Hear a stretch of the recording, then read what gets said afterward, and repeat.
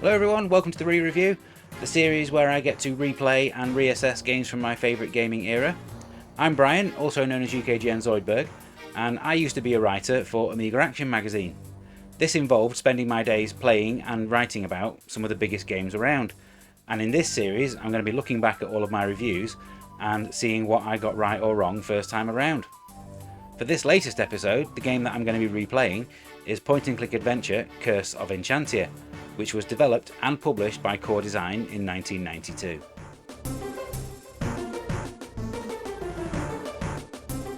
Primarily known for their platform games such as Chuck Rock and Rick Dangerous, Core Design got more ambitious with their output in 1991.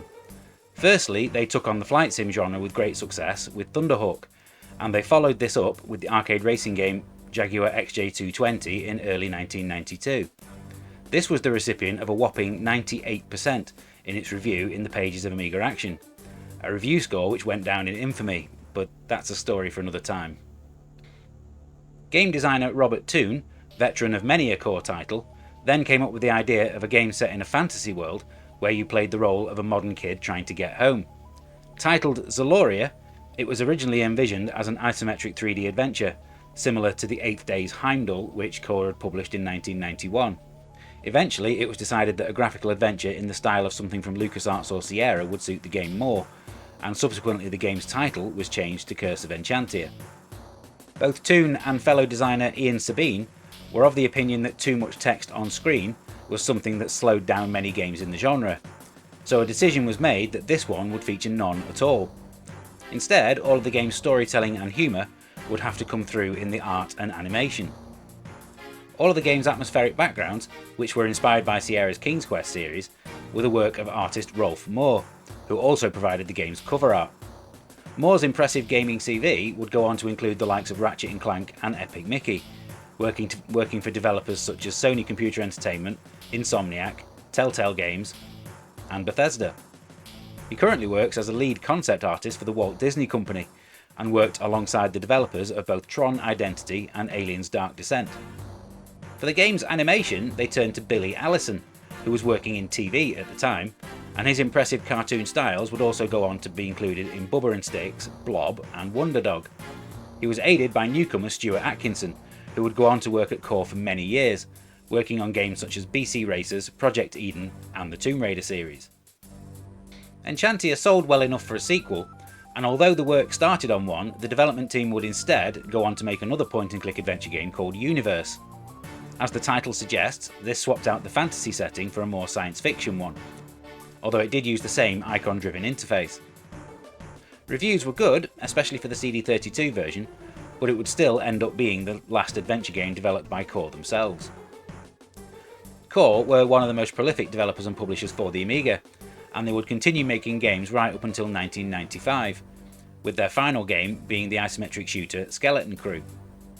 They turned their attention to consoles, and specifically the newly released Sony PlayStation, with both Shellshock and Firestorm Thunderhawk 2 being early successes for the console. They were bought out by another UK-based developer and publisher, Rebellion, in 2006, who are probably most well known for the Sniper Elite series. The final game developed by Core Design themselves was extreme sports game Free Running, released for the PlayStation Portable. Now it's time to go back 31 years, yes, it really has been that long, and check out my original review for Curse of Enchantia.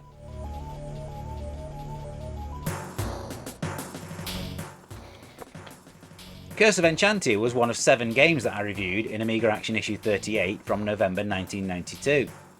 2 of those other games, Pinball Fantasies and the Aquatic Games, are ones that I've already covered on the re-review in previous episodes, and there's going to be another one coming up very soon. I'd gotten to preview Enchantia a couple of issues earlier, and I was really looking forward to playing the finished product. With a score of 94% and a review that stretched across 3 pages, it's safe to say that I wasn't disappointed. Here's how my score compares to those in the other big Amiga magazines of the time. I stated that the game's lack of text actually worked quite well, and would probably make the game appeal to a wider audience than most other Amiga adventure games. I also liked the inclusion of a joystick control option, which made certain sections of the game a lot less fiddly to navigate, and it was actually my preferred control method. I also liked the lack of disc swapping, which is something that ruined a lot of adventure games, even Monkey Island 2.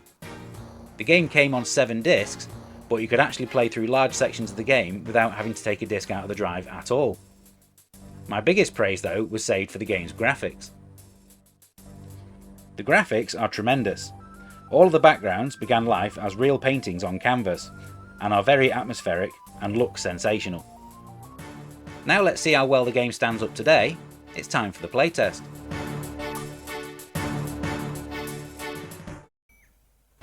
So here we go, click start on the game and you are instantly thrown into this cell with no idea who you are or how you got here. So let's see if the game explains what's going on. So we can shout for help.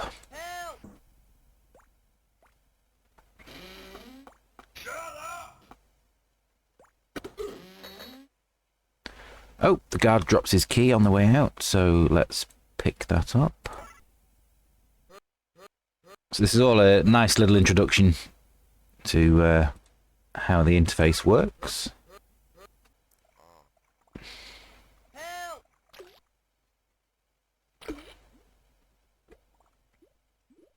Oh, so I've fallen underwater, so the first thing I need to do here is I need to wear the fish bowl that I picked up.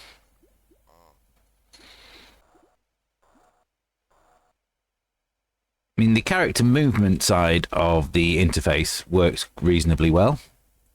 You can click to move around, but if you actually hold the button, then your character will just move to wherever you move the pointer.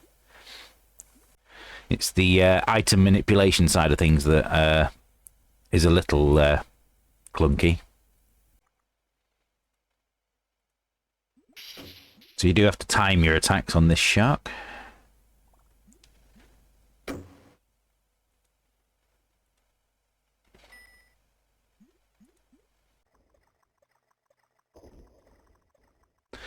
Now there is actually a very important item in this room that you can miss, and it's actually hidden completely.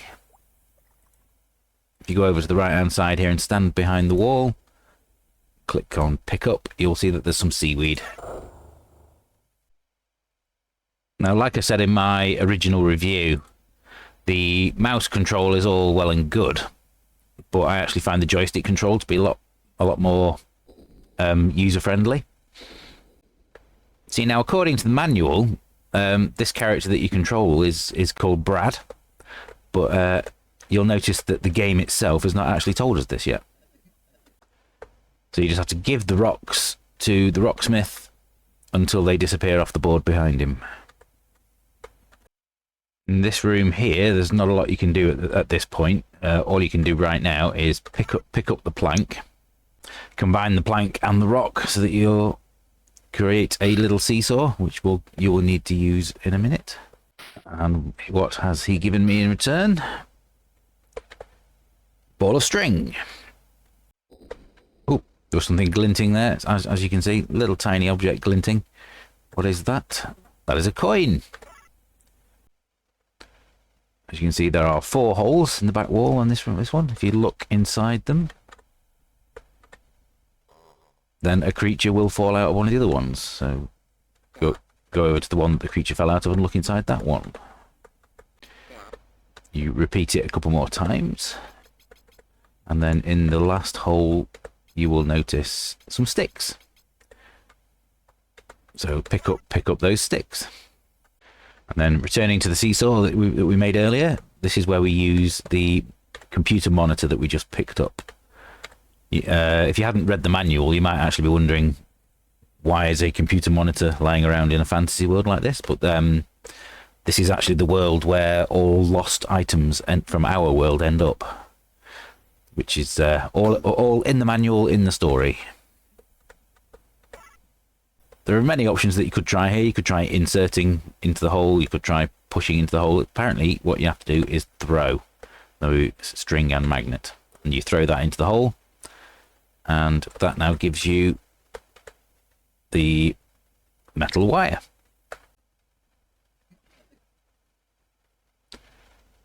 Fortunately, this doesn't kill the creature. It just gets him to leave a bit of mud behind on the wire, which you can then pick up.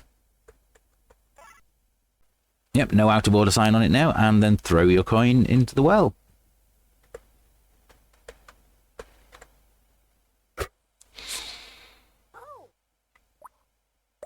And somebody offers you wealth, love, or property.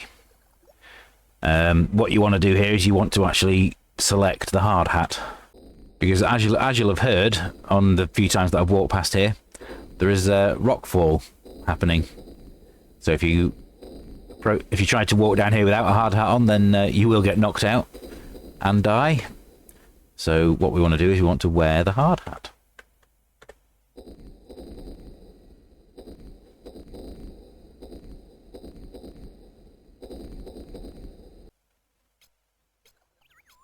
I don't know how you could have worked that out without just trial and error, but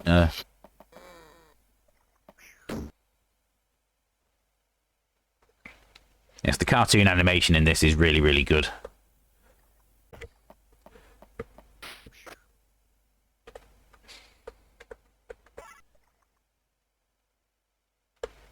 He's very clumsy, so let's attack him with his own sword.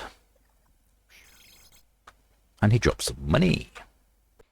And this is where things start to get more more non-linear.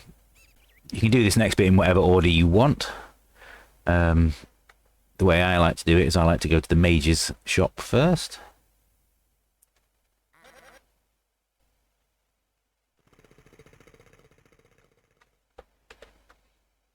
If you give the mage the money that you picked up,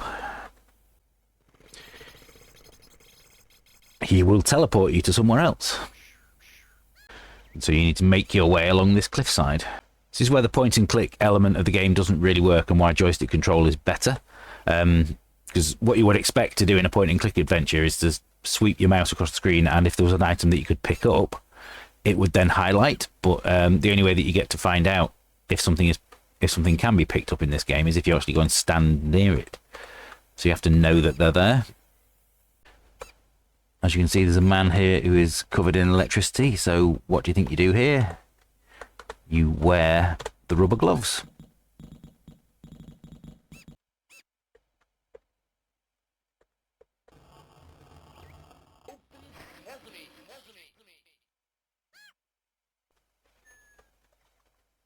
Costume shop, that's where I want to go. So it looks like Mr. Ben. As if by magic a shopkeeper appeared. Right, give him some money. What's he going to give me?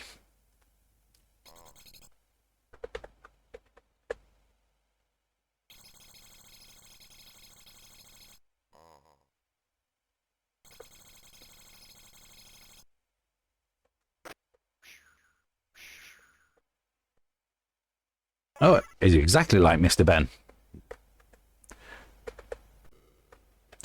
Give fish to Eskimo.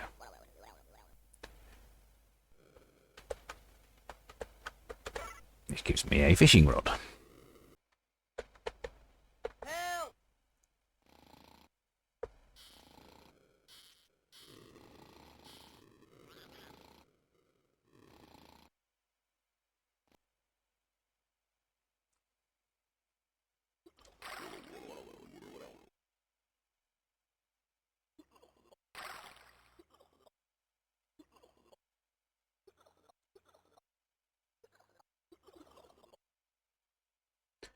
I think that's where I'm going to leave this playthrough. I'm not going to.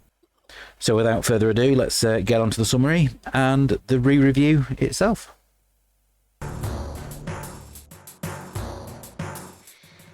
There's still much to like about Curse of Enchantia, and it's easy to see why I was taken in by its charms when I first played it. Even with the Amiga's restricted palette of just 32 colours, the backgrounds and animation are both excellent. It really is a shame that there was no A1200 version with more colours though. Unfortunately, all of the good is undermined a little by how it plays.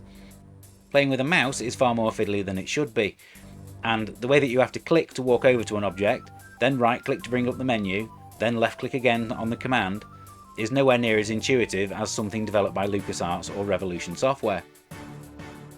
It really does improve a lot if you switch those controls to joystick though. The biggest issue for me though is how little of the game's story you actually learn while playing. None of it is in the game itself, and is instead tucked away in the game's manual. There isn't even an animated intro showing how your character ended up in this world. Instead, when you start the game, you're just hanging upside down in a jail cell, with no explanation of who you are, how you got here, or where here even is.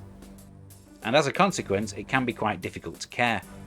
Thankfully, the puzzles themselves are fun to solve and execute, and your reward is usually another fantastic looking location or animation. This was just about enough to keep me playing. Here's where I'd rank Curse of Enchantia in the point-and-click adventure game Super League, and its lowly position is more of an indication of how good the games above it are than a slight on this one. Don't forget you can watch the full in-depth Super League video right here on the channel next Friday.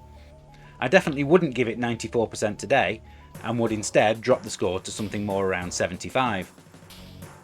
It's certainly frustrating and flawed, but there's more than enough here to make it worth playing.